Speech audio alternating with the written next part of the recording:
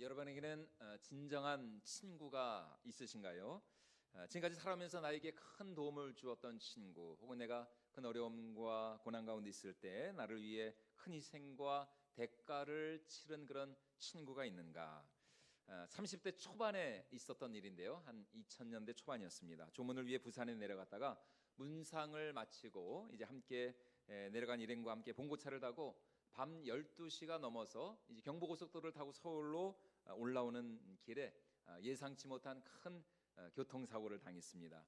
그때가 30대 초반이었는데 제가 앞서 가던 차가 그 고속도로에서 경부고속도로 이제 부산 출발하고 이제 얼마 이제 안 됐을 때였어요. 고장이 나가지고 그 고속도로 중간에 이 차가 서 있었던 거예요. 그런데 이제 그거를 미처 발견하지 못하고 저희가 타고 가던 그 봉고차가 그대로 그냥 그 차를 받아버렸습니다. 뭐 그 당시 이제 도로가 이제 그 지점이 좀 이제 어둡기도 했지만 결정적으로 이 운전하시던 분이 졸음 운전을 하는 바람에 그 차를 미리 이제 발견을 못한 것이었어요. 나중에 이제 운전하셨던 이제 그분이 목사님이셨는데 그 목사님이 하시는 말이 충돌 당시에 그 봉고차가 한 시속 80에서 90km 정도 된 것 같아요. 그러니까 그냥 졸면서 그냥 가다가 그대로 그냥 받아 버린 것이죠. 동생아 몇 분의 갈비뼈가 부러졌고 저는 안전벨트를 매지 않은 상태에서 맨 뒤에 앉아 있었거든요. 그 당시 뭐 봉고차라는 게 뭐 안전벨트가 뭐 제대로 돼 있었겠습니까? 더군다나 맨 뒤에 앉았으니까 당연히 뭐 안전벨트 같은 거 생각도 안 했죠. 사고 충격으로 그 이제 봉고 그 한 중간 정도 그 의자가 있잖아요. 저는 맨 뒤에 앉았으니까 그대로 그냥 그 충격으로 제가 그 의자 그 앞에 있던 그 의자 밑으로 허리까지 들어갔어요. 와, 한동안 뭐 정신이 한 정신을 몇 초 한 잃었던 것 같아요. 잃고 이제 멍한 상태에서 이제 간신히 의자에서 이제 빠져 나왔죠. 이제 다른 분들이 이제 괜찮은지 이렇게 보고 있었는데 같이 갔던 선생님 한 분이 이제 제가 그 당시 이제 고등부 전도사였거든요. 이제 고등부 그 이제 선생님 그 문상을 갔던 거였는데 그 부모님 제가 전도사였는데 전도사님 턱에 피가 그러는 거예요. 저한테. 그래서 이렇게 깜짝 놀라가지고 이렇게 턱을 만져보니까 와, 턱이 이게 찢어졌더라고요. 턱이 찢어졌는데 한 5cm, 한 6cm 정도 이제 턱이 찢어졌고 얼마나 이게 깊게 찢어졌는지 이게 그 턱뼈가 보일 정도였습니다. 지금은 여러분들 안 보이시죠? 여기 이제 기가 막히게 지금 앞쪽으로 안 보이는데 요 아주 기가 막히게 뒤쪽에 이렇게 턱이 이제 속으로 깊게 파여가지고 턱뼈가 보일 정도였어요. 그래서 이제 곧바로 119 이제 그 앰뷸런스를 타고 거기서 또 바로 그 119 앰뷸런스 안에서 파상풍 주사를 놓아주더라고요. 이제 감염이 될까봐. 이제 서울대병원 응급실로 가가지고 이제 턱 봉합 수술을 받았습니다. 그런데 참 이런 급박한 상황 속에서 이제 제가 도움을 구하기 위해서 제일 먼저 이제 생각난 사람이 바로 이제 그 당시 저와 같이 자취 생활을 하고 있던 그 이제 친구였어요.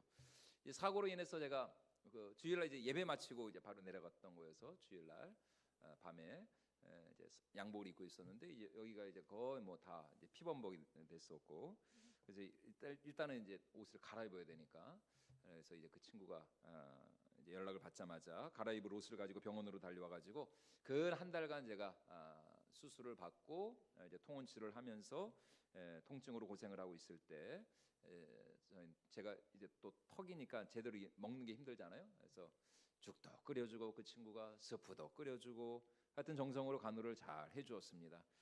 가장 위급한 순간에 가장 먼저 생각이 나고 큰 도움을 준 친구가 그 친구였어요. 그 친구가 지금 뭐 하고 있느냐? 저 대전에서 그 하여튼 애니메이션 만화 그리고 있습니다. 만화. 지금도 저하고 동갑인데 친구인데 아직도 결혼을 못한 노총각입니다. 여러분들 혹시 주위에 좋은 처자가 있으면 참 좋은 친구였어요. 자, 그런데 오늘 우리가 읽은 이 본문 말씀에서 예수님은 우리에게 이 불의의 제물로 친구를 사귀라 이렇게 말씀을 하고 있습니다. 우리 오늘 읽었던 우리 누가복음 16장 9절 말씀 같이 한번 읽어보도록 하겠습니다. 내가 너희에게 말하노니 불의의 제물로 친구를 사귀라. 그리하면 그 제물이 없어질 때에 그들이 너희를 영주할 처소로 영접하리라. 여기서 우리가 이제 오해하면 안 되는 게 불의한 제물이라고 해서 뭐 도둑질한 제물이라든가 아니면은 뭐 도박판 같은 곳에서 불법으로 얻은 그런 재물을 말하는 게 아닙니다. 여기서 불의의 재물이라는 한마디로 나의 것이 아닌 다른 분의 것을 말하는 것이에요. 그분이 누군가? 바로 창조주 하나님이시죠. 여러분, 세상에 있는 모든 것 누구의 것입니까? 바로 창조주 여호와 하나님의 것이죠. 뭐 그것이 돈이든 땅이든 천연자원이든 아니면 우리에게 가지고 있는 우리의 어떤 시간과 재능과 건강과 달란트나 은사든 그 모든 것이 다 누구의 것이냐? 하나님의, 천지를 지으신 여호와 하나님의 것이라는 것입니다. 심지어 우리에게 재물 얻을 능력을 주신 분도 누구시냐? 여호와 하나님이시라는 것이에요. 그래서 약속의 땅 가나안 땅에 들어가기 직전에 모세가 이스라엘 백성들에게 이 사실을 잊지 말라며 무엇이라고 말씀하고 있습니까? 우리 신명기 8장 18절 말씀도 같이 한번 읽어보도록 하겠습니다. 내 하나님 여호와를 기억하라. 그가 내게 재물 얻을 능력을 주셨음이라.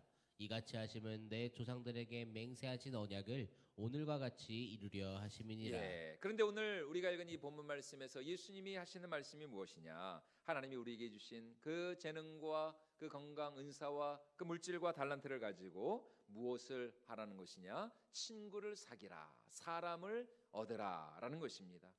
우리 예수님의 삶을 여러분 한번 생각을 해보십시오. 하나님이신 그분이 저 하늘 영광의 보좌를 버리시고 사람이 되어 이 땅에 오신 이유가 무엇입니까? 그분이 이 땅에 사시는 목적이 뭐예요? 한마디로 말하면 사람을 얻는 것이었습니다. 사람을 살리는 것이었어요. 그래서 마가복음 10장 45절에서 이렇게 말씀하시지 않습니까? 우리 같이 한번 읽어보도록 하겠습니다. 인자가 온 것은 섬김을 받으려 함이 아니라 도리어 섬기려 하고 자기 목숨을 많은 사람의 대속물로 주려 함이니라. 예수님은 뭐하러 오셨다고요? 섬기러 오셨다. 섬기러. 자기 목숨을 많은 사람들을 위한 대속의 그 희생 제물로 바치고 그들을 구하기 위하여서 이 땅에 오셨다는 것입니다.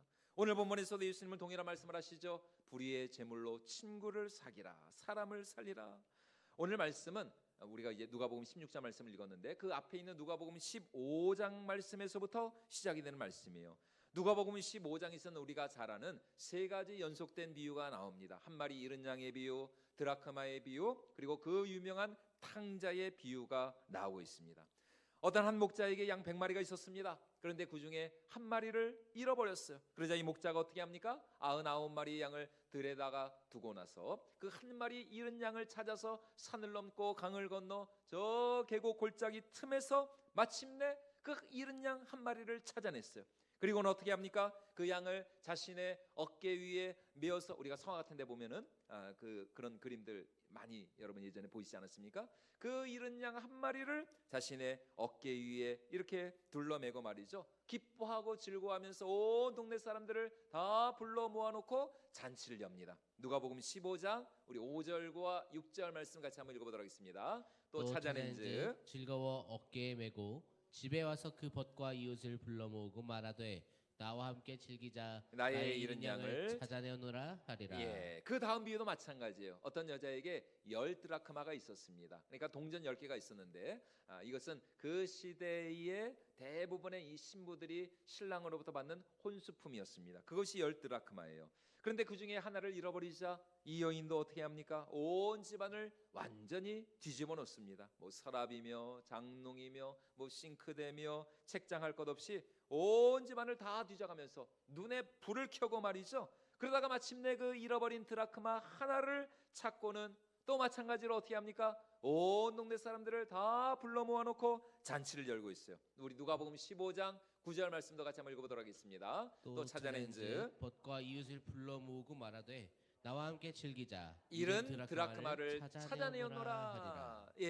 그 드라크마 하나 찾았다고 말이죠. 얼마나 이 여인이 기뻐하고 즐거워했는지 온 이웃을 다 불러 모아놓고 잔치를 여는 것이요. 탕자의 비유도 마찬가지입니다.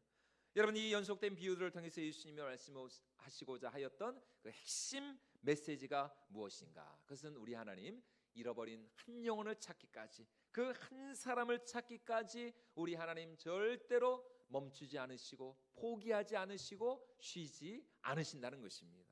그 한 영혼을 찾기까지 우리 하나님은 절대로 쉬지 않는다. 그리고 그 한 영혼이 회개하고 돌아올 때 하늘에서는 어떤 일이 일어난다고요? 회개할 것 없는 의인 99을 인하여 기뻐하는 것보다 더 큰 기쁨과 감사와 영광과 찬양이 저 천국 잔치를 통해서 일어나게 된다라는 것입니다. 우리 누가복음 15장 말씀 우리 같이 읽어보도록 하겠습니다. 내가 너희에게 이르노니 이와 같이 죄인 한 사람이 회개하면 하늘에서는 회개할 것 없는 의인 99으로 말미암아 기뻐하는 것보다 더하리라. 아멘. 예, 2025년 올 한해 우리 건선제일교 가운데 특별히 2025년 상반기 우리 안에 이러한 좀 한 영혼이 회개하고 주께로 돌아와 하나님이 기뻐하시고 또 우리 온 교회가 기뻐하는 이러한 기쁨과 감격이 우리 가운데 넘쳐날 수 있기를 주님의 이름으로 축원을 드립니다. 자, 그리고 나서 우리 예수님 이러한 영혼 구원의 사명을 위해서 그러면 이제 우리가 해야 할 일이 무엇이냐? 그것을 이어지는 오늘 본문 말씀에서 이렇게 말씀하십니다. 우리 16장 1절 말씀 다시 한번 같이 읽어보도록 하겠습니다. 또한 제자들에게 이르시되 어떤 부자에게 청지기가 있는데 그가 주인의 소유를 낭비한다는 말이 그 주인에게 들린지라. 예, 어느 날 주인의 재산을 낭비하고 있다는 청지기에 대한 소문이 그 집 주인의 귀에 들어가게 되었어요. 화가 난 주인은 곧바로 이 청지기에게 해고 통지서를 보냅니다. 몇 월 며칠까지 내가 하던 일을 정리하고 이 집에서 나가라는 것이에요. 지금까지 주인의 재산을 마치 자신의 것인 양 흥청망청 써대던 이 청지기의 발등에 불이 떨어진 것입니다. 그는 고민하기 시작하죠. 도대체 이 일을 어찌하나? 해고는 정해졌어요. 나갈 날은 이미 얼마 남지 않았습니다. 빌어먹자니 부끄럽고 땅을 파자니 힘이 없어요. 뭘 해먹고 살아야 하나? 근데 이제 내가 할 수 있는 일이 무엇인가? 그가 내린 결론은 무엇이었습니까? 바로 사람을 얻는 것이었습니다. 우리 누가복음 16장 3절과 4절 말씀도 같이 한번 읽어보도록 하겠습니다. 청지기가 속으로 이르되 주인이 내 직분을 빼앗으니 내가 무엇을 할까? 땅을 파자니 힘이 없고 빌어먹자니 부끄럽구나. 내가 할 일을 알았도다. 이렇게 하면 직분을 빼앗긴 후에 사람들이 나를 자기 집으로 영접하리라 하고. 예, 그리고 나서 이 청지기는 자기 주인에게 빚진 사람들을 전부 다 불러 모아놓고 그들의 빚을 하나씩 한 명씩 탕감해주기 시작을 합니다. 5절로 7절 말씀도 같이 한번 읽어보도록 하겠습니다. 주인에게 빚진 자를 일일이 불러다가 먼저 온 자에게 이르되 내가 내 주인에게 얼마나 빚졌느냐 말하되 기름 100마리니이다. 이르되 여기 내 증서를 가지고 빨리 앉아 50이라 쓰라 하고 또 다른 이에게 이르되 너는 얼마나 빚졌느냐 이르되 밀 100석이니이다. 이르되 여기 내 증서를 가지고 80이라 쓰라 하였는지라. 당신이 주인에게 진 빚이 얼마요? 네, 제가 당신의 주인으로부터 기름 100마를 내 빚을 졌습니다. 그럼 빨리 여기 앉아서 50이라고 고쳤어. 50이라고. 아니 어떻게 그래야 합니까? 괜찮아. 내가 책임질 테니까 50이라고 고쳐주시오. 또 당신 얼마나 빚을 졌습니까? 예, 저는 밀 100석을 빚을 졌습니다. 그럼 여기 앉아서 80이라고 고쳐주시오. 아니 그래도 되나요? 아, 괜찮다니까 이 사람아. 내 말만 믿고 빨리 당신의 증서를 가져다가 고쳐주시오. 이런 식으로 이 청지기가 주인에게 빚진 자들을 자기 임의대로 탕감을 해주기 시작을 합니다. 그런데 이상한 일은 그 다음에 일어납니다. 얼마 후 이 사실을 알게 된 주인이 어떻게 합니까? 이 불의한 청지기에게 화를 내면서 그를 고소한 것이 아니라 반대로 이 불의한 청지기를 뭐하고 있어요? 칭찬해주고 있습니다. 칭찬해주고 있어. 우리 오늘 8절 말씀 같이 한번 읽어보도록 하겠습니다. 주인이 옳지 않은 청지기가 이를 지혜 있게 하였으므로 칭찬하였으니. 예, 이를 지혜 있게 하였으므로 칭찬하였다. 여러분 이상하죠? 잘 이해가 되지 않습니다. 왜 이 주인이 이 불의한 청지기의 이런 행동을 칭찬을 하였을까요?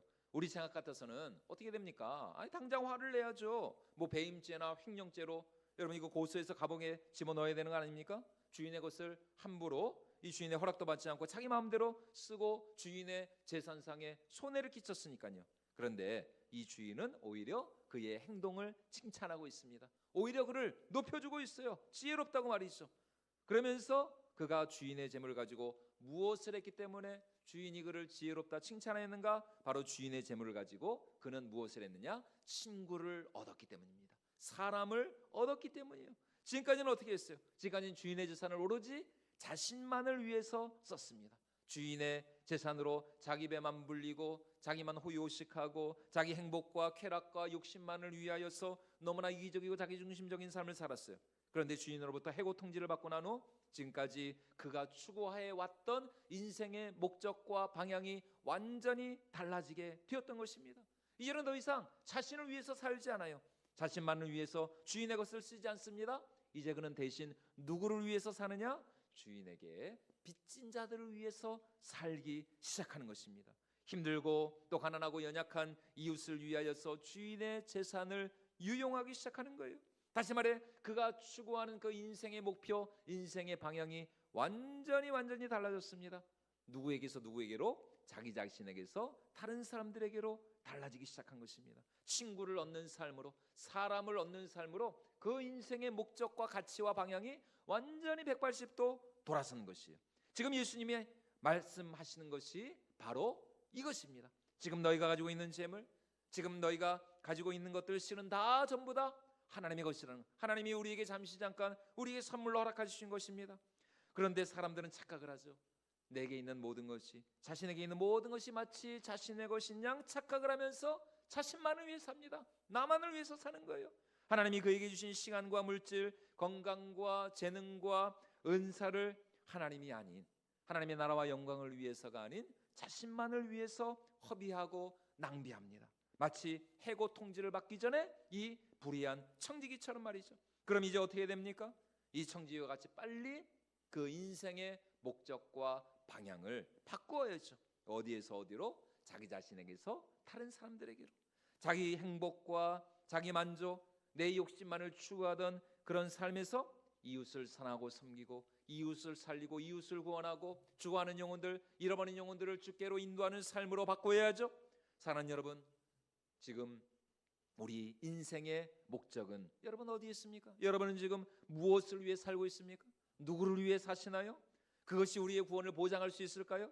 여러분, 그것이 우리의 영혼을 보장할 수 있습니까? 지금 우리의 삶이 우리를 과연 지금 하나님께로 인도하고 있는가? 저 천국으로 향하게 하고 있는가? 지금 내 삶을 결산할 때 마지막 날 내가 하나님 앞에서 잘했다 칭찬받는 지혜로운 청지가 될 수 있겠는가?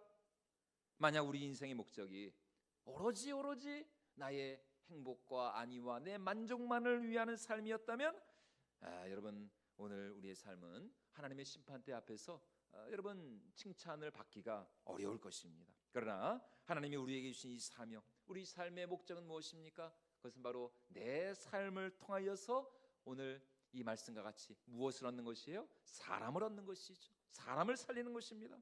사람을 구원하고 한 영혼을 주께로 인도하는 것, 여러분 이것이 오늘 하나님이 우리에게 원하시는 삶이라는 것입니다. 그러기 위해서는 어떻게 해야 돼요? 오늘 이 변화된 청지기와 같이 바로 그 한 사람을 위하여서, 그 한 영혼을 위하여서 내 물질을 쓰고 내 시간을 쓰고 또 내 재능을 쓰고 내 명예나 체면, 내 자존심까지도 얼마든지 버릴 각오가 되어 있어야 한다는 것입니다. 그래야 우리가 사람을 얻을 수 있고 한 영혼을 우리가 주께로 인도할 수가 있다라는 것이에요. 저는 앞서 말씀드린 것처럼 2000년대 초반에 전도사로 4년 동안 저 서울 광화문에 있는 한 교회에서 고등부 전도사로 제가 4년 동안 사역을 했어요. 이제 그 전에 3년 동안 교사로 제가 섬기다가 제가 이제 신학교에 들어가면서 이어서 이제 그 교회에서 저를 이제 전도사로 이렇게 부르셔가지고 그러니까 한 7년 정도 이제 사역을 한 거죠. 교사로 3년, 전도사로 4년. 그런데 그 4년 동안 뭐 고등부가 그렇게 크지는 않았어요.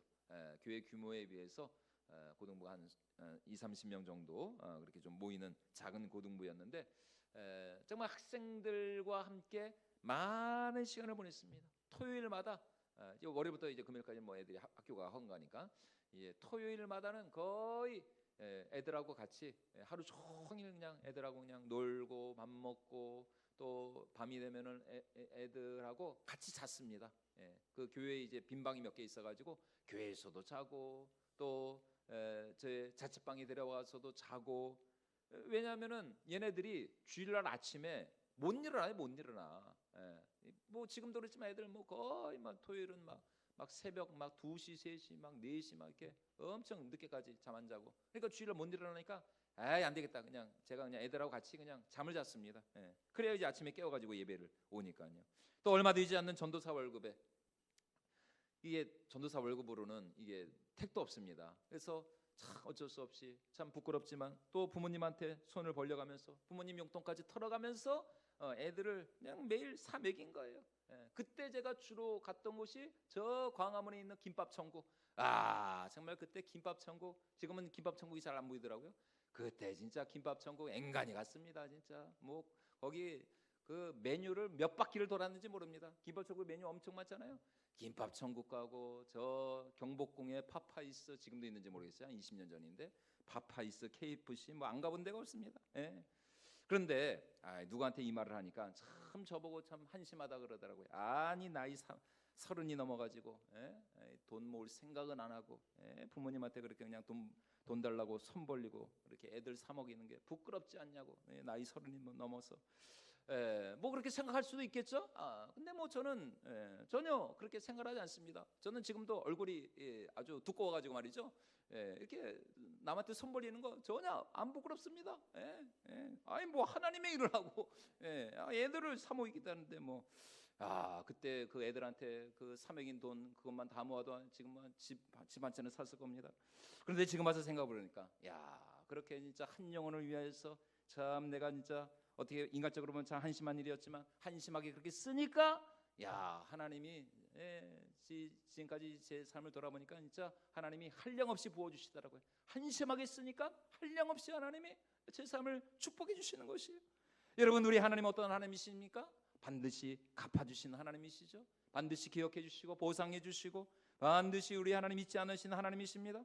우리 하나님 절대로 만놀이 여김을 당하시는 하나님이 아니십니다. 만놀이 여김을 당하지 않으시는 하나님, 다시 말해 우리가 하나님을 위해서 주님을 위해서 또 한 영혼의 구원을 위해서 우리가 수고하고 애쓰고 우리가 헌신할 때에 만홀이 여김을 받지 않으신 우리 하나님 반드시 기억하시고 반드시 우리의 그 수고 헌신과 눈물을 갚아주시고 보상해 주시는 하나님이신 줄로 믿습니다. 그렇게 이제 학생들은 졸업을 하고 저도 이제 그 교회를 이제 사임을 했죠. 유학 간다고. 그런데 이제 몇 년이 지나고 이제 전화가 이제 한 통이 온 거예요. 그때는 이제 제가 서울에 있는 교회에서 사역을 할 때였는데 이제 그때 제가 지도하던 한 그 남학생의 아버님이 돌아가셨다는 이제 전화였어요. 그래서 제가 그 빈소에 찾아가서 그 학생을 만났죠. 거의 이제 한 7년 만에 만난 겁니다. 7년 만에 제가 그 교회를 떠나고 7년 만에 만난 거예요. 문상을 마치고 또 서로의 안부를 묻는데 이 학생이 제 앞에서 말이죠. 사실 이 학생이 그때 제일 저를 속썩였던 학생이었거든요. 그렇게 그냥 막 수련회 갔는데도 막 이제 수련회 갔는데 수련회에서 또 그냥 다시 그냥 집에 가겠다고.